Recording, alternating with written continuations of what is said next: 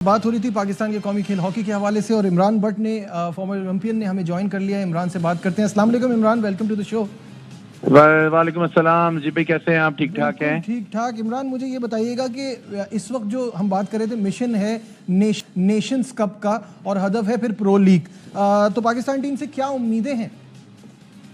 देखिए, पहली बात तो ये है कि प्रो लीग हमारे लिए इसलिए जरूरी है कि हमें वर्ल्ड की बेस्ट टीम्स के साथ मैचेस मिलेंगे। और पाकिस्तान को प्रो लीग के लिए जो है वो क्वालिफाई करना चाहिए।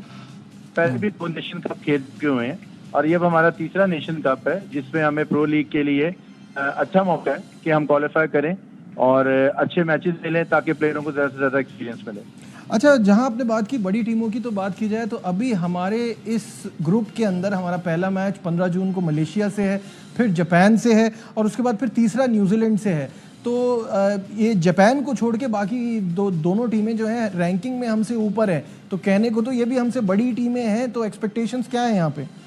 देखिए, मलेशिया अपने होम ग्राउंड में अच्छा खेलता है, पाकिस्तान को टफ टाइम देगा, लेकिन पाकिस्तान टीम जो है वो अनप्रेडिक्टेबल है। किसी भी टीम के अगेंस्ट पाकिस्तान का कुछ भी नहीं पता कि कब क्या परफॉर्म कर जाए। और मेरे ख्याल से ये है कि पाकिस्तान को क्योंकि अब मेरे ख्याल से जो ये सीनियर जूनियर कॉम्बिनेशन था अब वो खत्म हो चुका होगा, क्योंकि यही प्लेयर काफी देर से आपके साथ जो है वो सीनियर में भी हैं और जूनियर में भी हैं। तो मेरे ख्याल से इस वक्त पाकिस्तान और मलेशिया अगर हम कंपेयर करें तो पाकिस्तान की मलेशिया से मैच्योर साइड होगी और पाकिस्तान को जापान के अगेंस्ट और मलेशिया के अगेंस्ट एज चाहिए।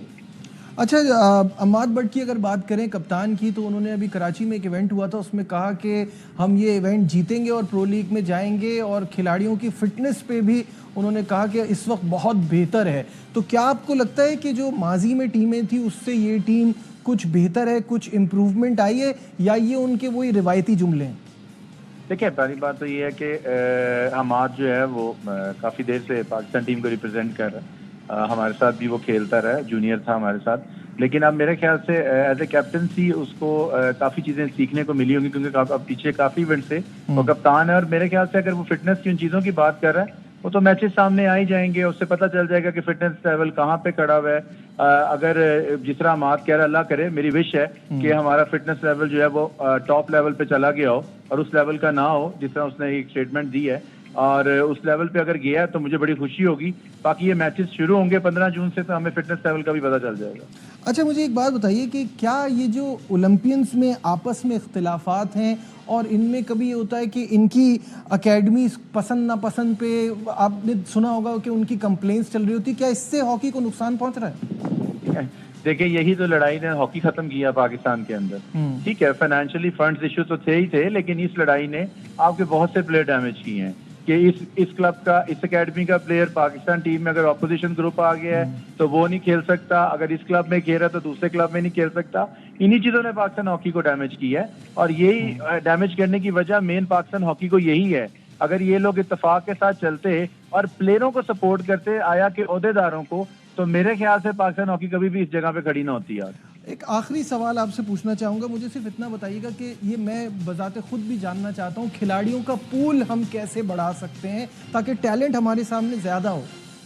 देखिए, अगर प्लेयर्स का पूल बढ़ाना है ना तो उसके लिए आपको राइट जो पर्सन्स हैं वो अपॉइंट करने पड़ेंगे जगहों के ऊपर जो हंट करें प्लेयर्स को। बहुत से प्लेयर्स ऐसे हैं पाकिस्तान में, बहुत से गोलकीपर्स ऐसे हैं पाकिस्तान के अंदर कि अगर आप चाहें तो उनका कंपटीशन क्रिएट कर सकते हैं, पूल बना सकते हैं।